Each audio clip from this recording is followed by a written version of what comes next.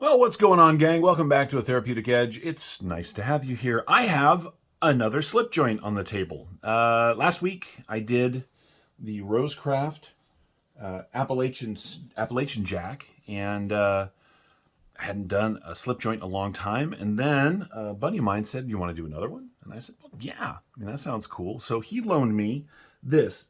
This is the Pena Apache. This one is in K390. Now, I've had a couple of Pena knives. They're usually too small for me. This one is also small, but it sure is lovely. Now, these things are really having kind of a resurgence, right? There's a bunch of really sort of high-end slippies out there on the market right now. And this one is, well, it's a really nice knife. Now, is it my knife? No, not really. As I mentioned in my other slip joint video, this isn't where I want to put my sort of collector's money, but God, the fit and finish on these things is really good. Now, because it's K390, which is not rust and stain resistant, this one has got a little bit of schmutz on the blade, a little bit of rust, but that's what happens. They patina over time. And the guy that I got this from absolutely carries his knives. So this thing has seen a ton of pocket time. Let's take a look at what you get, and I'll give you sort of my thoughts on it. First and foremost, these range in price online from a couple $100 up to about $350, depending on which one you get. They are not inexpensive, but the materials, I guess, manufacture, all that stuff sort of plays into it. Unlike many slippies, this one is, you can take it apart if you want to. I'm not going to. It's not mine, but you could. As you can see, it's got a relatively standard screw pattern on it. The micarta is gorgeous. The titanium is really well done. Walk and talk is nice. You can put some pressure on this. You can see it move, right? But you can definitely get your thumb up here and use it for slice cuts. And with this blade shape, it's really good for working up close that way. It's a nice pocket dropper. K390 is an incredibly tough steel. So this thing is going to cut for as long as you want it to. Even this has got a very nice edge on it. It's hollow ground, which is lovely. It's got a pretty standard nail nick in a good spot, right? It's right where you'd want it to be. Although I have to tell you, with this, I have learned it's better to just sort of grab it and open it. You know, nail nick is there, but the actual spring on this is stiff enough that you don't have to do it that way. You can just pull it, and it works just fine.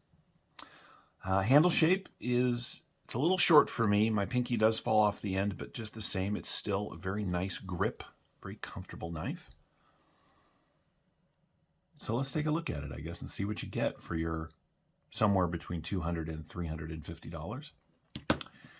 I'll put a link to this one in particular. I think this was an exclusive, but there are other Pena slippies in the series, and I'll see if I can link in the description to where you can still find one. So the blade length on this thing is, you get 2.5 inches of cutting on just shy of 3 inches of overall K390 steel. The grip area from right there is 3 1/4, which is why it's too short for me, right? My fingers fall off the end.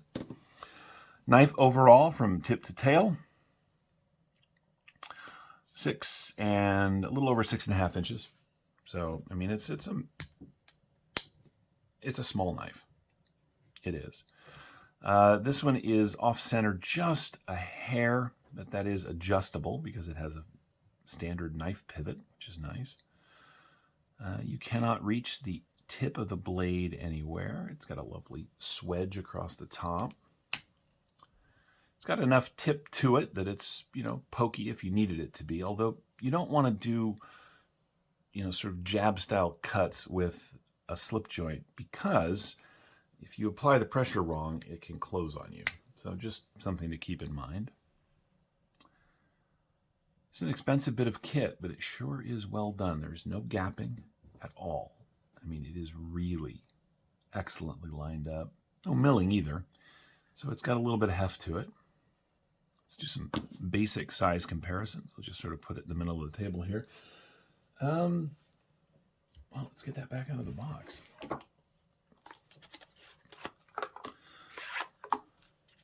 So I mentioned when I did the review of the Rosecraft Appalachian Jack that it's a full-size knife. And here's what I'm talking about.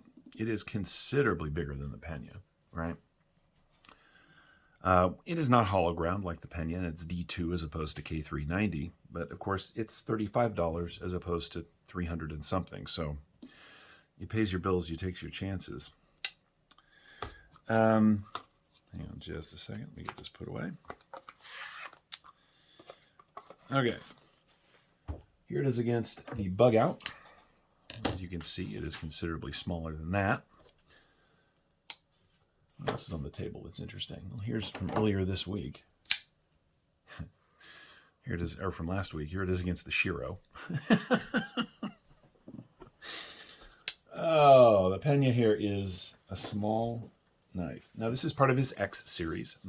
Pena has a whole bunch of customs, and what he used to make, and he's got a whole bunch of, I think, the Riot made factory knives. This is just a well-made cutting tool, if you're into this sort of thing. I mentioned in my other video, but for those of you who haven't watched it, here's the deal. When I was a kid, this is pretty much all there was. This and like buck-style backlock. So as we have moved into more interesting and, you know, frame locks and bar locks and button locks, and, you know, that's where my interest lies. These old-fashioned sort of non-locking slip joints are cool. And if you live in a place where you can't have a locking knife, that's an excellent choice. I just don't, right? So I don't really need this sort of thing in my life. I get why people collect them, though. They are just interesting bits of kit, for sure.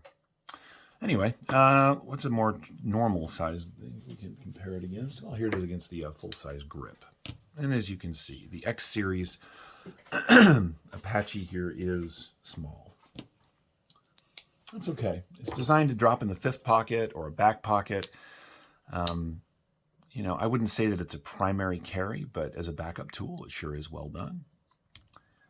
It's interesting that they would put K390, excuse me, is a tool steel, and it is. I mean, you could hammer the blade of this thing through a brick if you needed to, which is a weird choice on what is essentially a gentleman's carry, but makes it interesting at least. What do you guys think? I know that when women get very knives, my lovely wife gets a chance to look at this. She's really going to like the size of it. My buddy Tyler loaned this to me. I'm grateful. I don't get to see stuff like this very often because this is not where my money goes. I usually do a in the pocket profile, but because it's just a drop in the pocket, I mean, well, I guess we'll do it. It's about 1 1/4 at its thickest, and of course, closed length on this thing is 3 3/4. Let me try the fifth pocket in my jeans. Yeah, I mean, it rides fifth pocket really well. You could absolutely do that.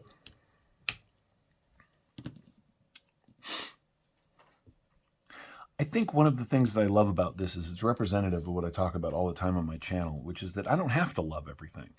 Neither do you. Just because I don't like something doesn't make it bad. It just means it's not my particular flavor. This kind of knife is right in that wheelhouse. I'd be dumb to not acknowledge how well made it is, right? And how it's beautiful. It is. But it's just not my kind of thing. However, if you're interested in one of these and have been thinking about it and you haven't seen one of the myriad of other reviews, let me tell you, you would not be wasting your money. It is well sorted for sure. It's just a cool bit of kit. Let's go ahead and weigh it because it is supposed to be kind of a lightweight backup tool. I wonder how much it would weigh out at. We'll find out together here in just a second. While we're doing that, let's see how much of that K390 they give you. 2.92 millimeters. It's not wafer thin, as it were. And with that hollow grind, it really does come down to a nice edge. This one has been carried quite a bit. But yeah, I mean, it's got a little hook there, but it's plenty slicey.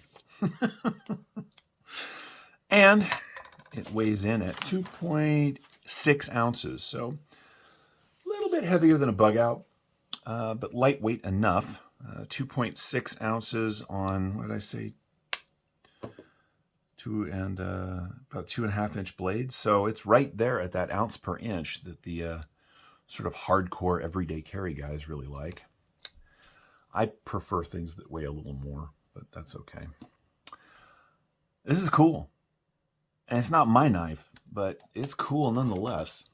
This is going to be a really short sort of look at it, I guess. If you guys have been thinking about one of these, just take this for what it's worth. It is worth the money that you spend if it's the kind of knife that you like. Frankly, I would rather have the Rosecraft blade because it costs $35 and does everything I would need it to. But if you're into particularly Pena design, pick one of these up. I think you'll really dig it. I mean, if you like this kind of thing to begin with.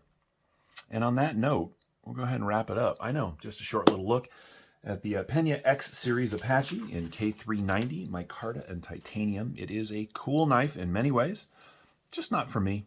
And on that note, we'll wrap it. Have a great rest of your whatever it is, day, evening, or night. We'll see you next time.